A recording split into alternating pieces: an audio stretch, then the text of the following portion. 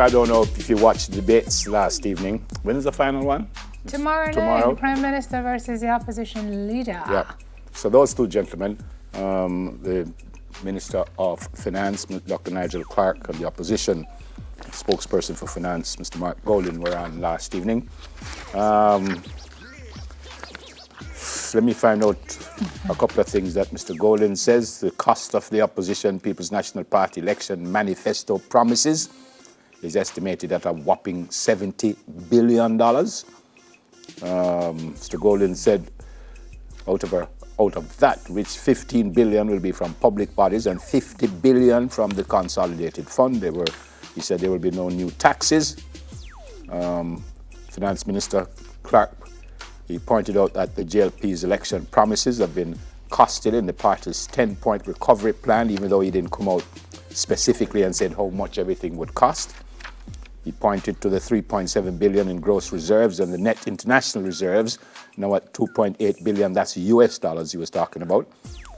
Mr. Golden declared that the local currency fell 14% in recent times, and the national debt had fallen with much hardship.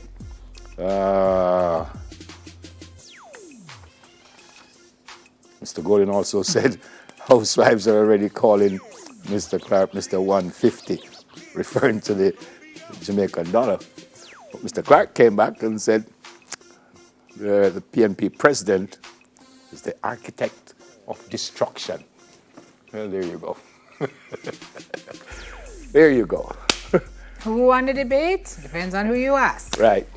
I'm looking in social media, and it's so interesting how vastly different people's views are about who came away as the winner of the debate. Hopefully it's Jamaica in the long run, but just out of last night, who was saying somebody never answered the question, and you see somebody was saying brilliant response.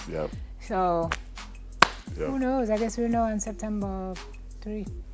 Right? Yeah, it's interesting. But again, as Sim said, tomorrow, both presidents of is it the same time? Opposing same time, parties. is it? 9 o'clock? Yeah.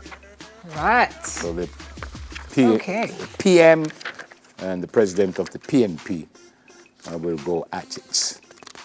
What's PM the next and the one? OL. All right. So the UK has issued an advisory to its citizens to avoid non-essential travel to Jamaica. They're also saying that citizens returning to the UK from Jamaica on or after August 29 may need to self-isolate on return. Our Minister of Health and Wellness, Dr. Chris Tufton, last evening said that Jamaica has no choice but to accept, of course, we have to accept the decision. Quote, we have to respect the rights of all countries to do what is in the best interest of their population. So one has to accept if in their judgment that is their most reasoned position or position that they have justified.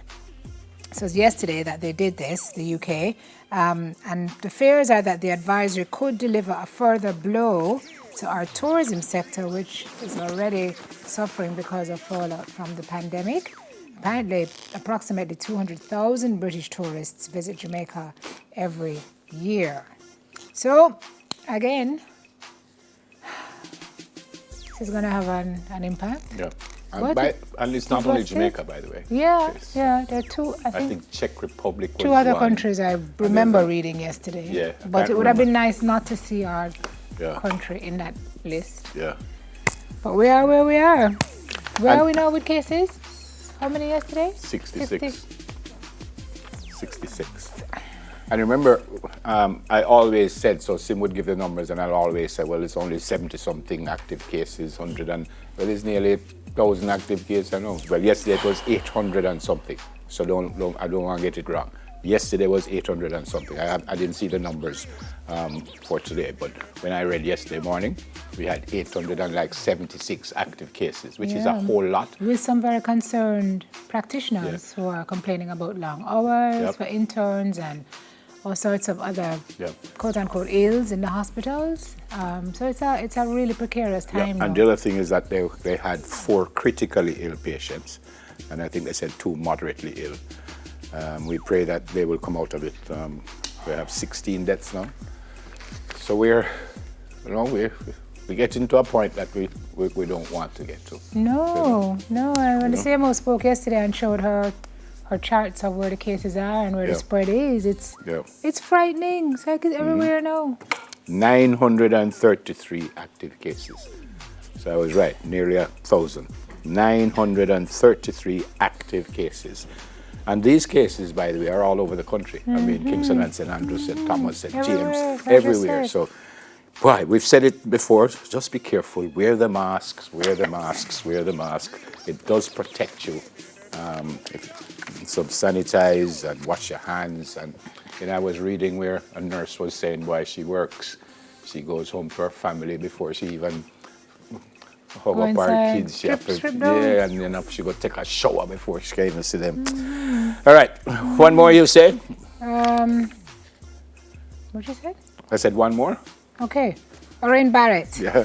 Pulse superstar model who started almost 20 years ago in the business, has been hired again by Ralph Lauren to celebrate Ralph Lauren's 50th anniversary in fashion. He called on Barrett to lead the charge on a show to celebrate that brand's milestone. This is a great story. Barrett has not only achieved great heights in modeling, but he is also one of America's top fitness experts. Sports and fitness enthusiast from his high school days, former Monroe College student, Boboski Watton Totten, Alaska. Yep, exactly that. Know that, Mr.? Yep. Has done work for major brands in the States, and obviously is still doing good things. You're too old to be a model. Me? Me. You? Of course not. All right, we have to go to the break. We have news in 5 minutes. I'll take a little walk out and tell me if I could have managed the modeling thing.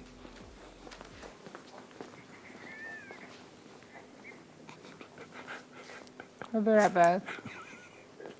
You did good, Nev. Could I do it? Yeah, good job.